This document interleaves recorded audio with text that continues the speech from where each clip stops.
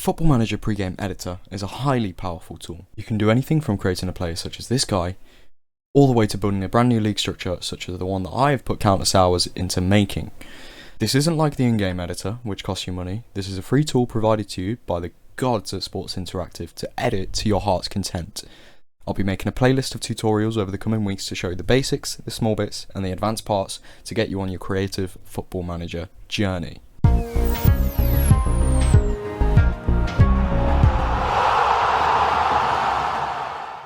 So simply put, what can you do with this Football Manager pre-game editor, which is available for every single game, whether you're on Football Manager 2022, 23, 21, 19, 10, whichever, the database is pretty much unchanged, other than a few things that have been added, maybe taken away, depending on the years, but this will be the pure basics of the Football Manager pre-game editor. This is completely different from the in-game editor. There is a lot more that you can do, and we'll have a look now. So for example, if you wanted to go and create a player, you click on this player tab on the left hand side where it says database, you go all the way down to player and you click add. Now you can add a player, a non-player, someone that is a player and a coach, for example, an official, someone that's retired, a journalist and an agent.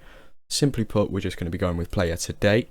Then when you click player, it gives you a bunch of things that might look confusing to someone that has never done this before. So under first name, let's just put Trojan Warhorse. Full name, you can put a common name which will be used in the game. Say for example, like you have Brazilian players like Ronaldinho, for example. They might have much longer names. Again, like Portuguese players, Cristiano Ronaldo is actually Cristiano Ronaldo dos Santos Vieira. So if your name is a longer name, or if the player you're creating has a longer name and they just want to be called something simple, then that's all you need to do on this common name. And ethnicity, that is all up to your choice. You can put unknown and then it will randomly generate an ethnicity depending on what save you're doing. So every time you create a new save, it will just randomly generate. Hair color, again, pretty simple, pretty self-explanatory. If you click on, say, dark brown, it then gives you a example of what the hair will look like. This is only in the 3D game engine. That doesn't have to be relevant to you, especially if you use the 2D game engine. And with hair length, again, they're all pretty simple. We'll go with short.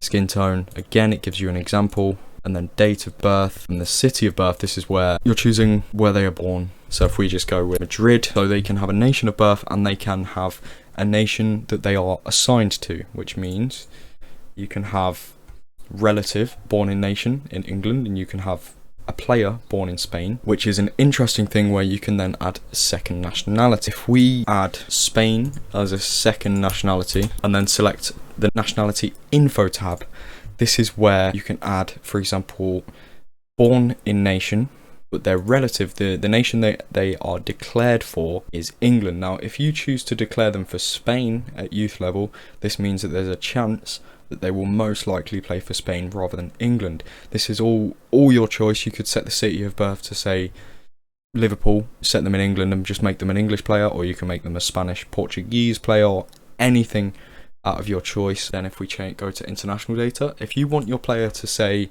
be the age that you are, say if you're 33, you can change the date of birth to your age, click international data and just kind of simulate some international data, and then in the game it will show on their player that they have, say, played in 90 matches, they've scored 67 goals. And then you can do the same for international apps, appearances, international debut, and all of that fancy stuff, other nation caps, other nation youth caps. So for example, if we went with that idea of them being born in Spain, playing for Spain, and then declaring for England at a later age, that is also possible to do.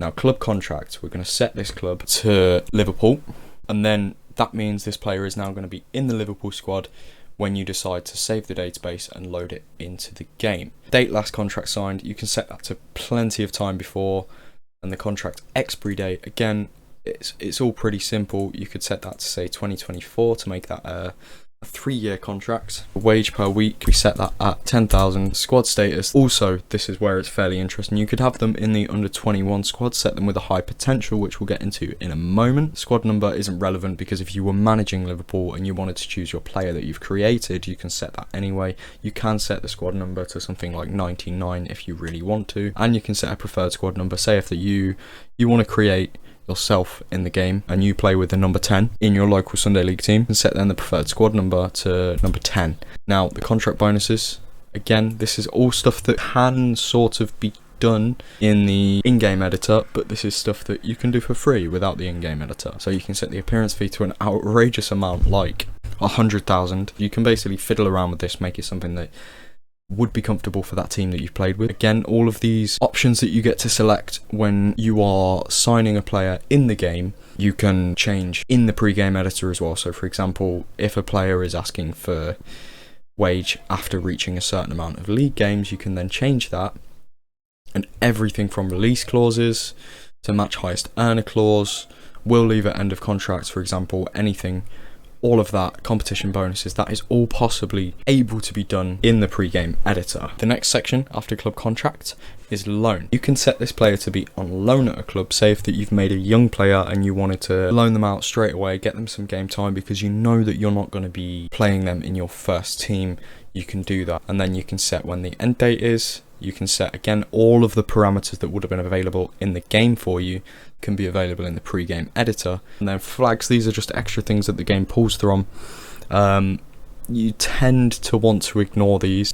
These are for certain leagues that might have rules in place of how loans work. Now, the wages paid by the loaning club. Now, say if you've set a player to be on 10,000 per week, a team like Tranmere Rovers would not be able to sustain the level of wages for a player on 10,000 per week. So if we put that on 30%, they'll be on 3,000 a week, and that's just about bearable for this team.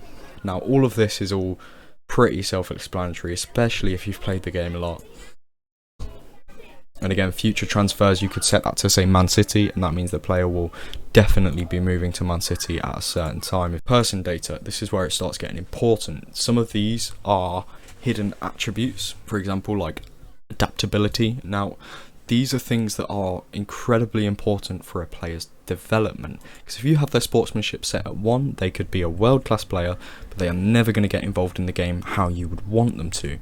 So a good level to set this would just leave it all at 10 and let them adapt naturally, because these things do change. And then again, in job preferences, you can leave that. You can set the job preferences to a high for a manager, so when the player comes to retire, they might most likely become a manager rather than, say, a coach or a goalkeeping coach, for example. And then you can actually hardwire a retirement into the game at 2040, for example, when they're incredibly old. You can hardwire that retirement in so they're not retiring earlier. Now, with languages, this is something interesting. You can put their default language for the country they're born to English, and then we can add an additional language of Spanish. And then this basically means that these players are also going to work better with Spanish players as well, because they can understand them. And all of this here, career plans, you could add something to say wants to be a manager later on in their career, and days at club and nation. This is for the squad registration. And then we get to the juicy part of the video, which is player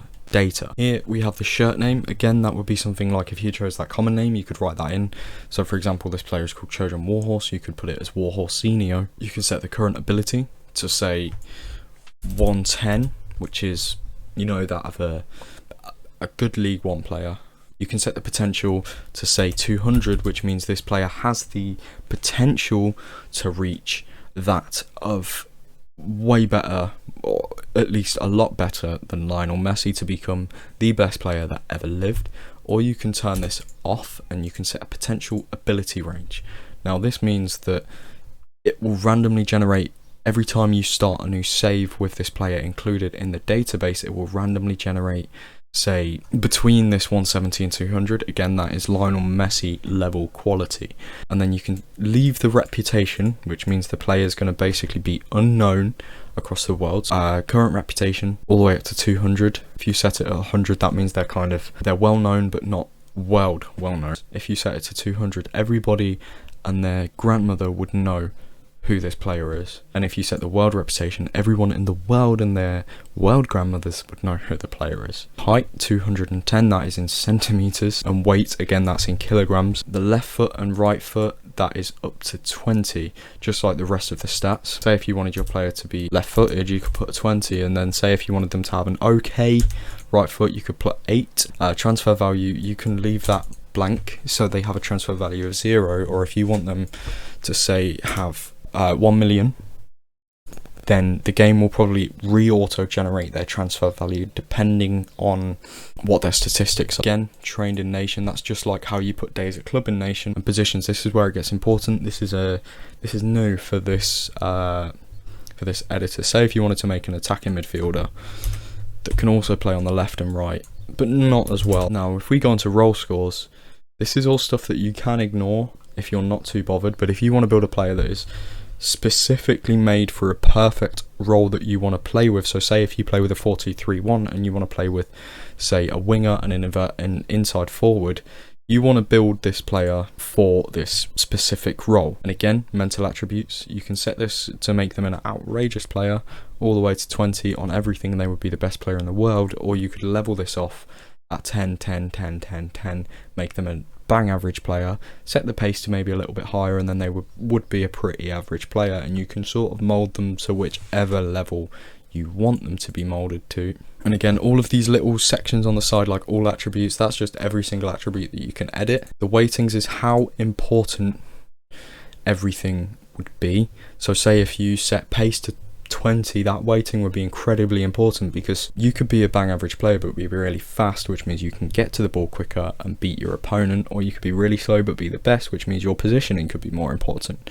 It just depends on how you want to build your player. Now, bans, you could add a domestic ban in for the start of the season if you wanted, and again, this proves how rigorous this editor is to just create a player. You can add in playing history, so when you go onto the history tab in the game, it will show you where they've played in the past couple of seasons. And then achievements, you could add Liverpool, competition, the Champions League winner, and then it will give them basically an achievement in their information, the fact that they've won a Champions League. And that basically brings everything to a halt. We've talked about how to make your player, the attributes that they can have, hidden and unhidden, the player data, again, like the potential ability, which would be a -85 to set them at a potential ability range, how well they're going to play in certain positions if you set the right attributes. And one final thing is you can add in favoured people, which means you could add in Jurgen Klopp as the Liverpool manager, and that means this player is going to prefer to play under Jurgen Klopp, and when he leaves,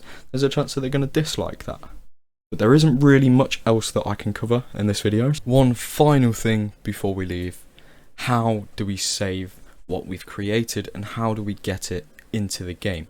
If we click save editor data as, we then type in the title, so say we've created Trojan Warhorse, there is a chance that you can publish this to Steam so other people can see this database, which means it will be on the Steam Workshop for other people to download. We're just going to save that, and then you might be wondering, how do we get this into the game? Now, all you need to do is open Football Manager, click on this Start New Game tab, click on the little database drop down box at the top right hand corner here, and then scroll down to where your newly created database entry is. Now, this would be under Trojan Warhorse player, and also database changes, which is just all the changes you've created, and then you can just click on this, and they'll be available in whichever team you created. They'll be on loan wherever you've added them in to be on loan with, and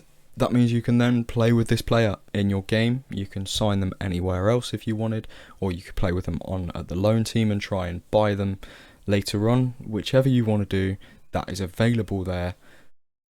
And yeah, that is pretty much everything for creating a player in the editor. So thank you very much for watching, and I hope you come back for the next step in the tutorial, and I hope you like, comment, subscribe, and I'll be back in another video.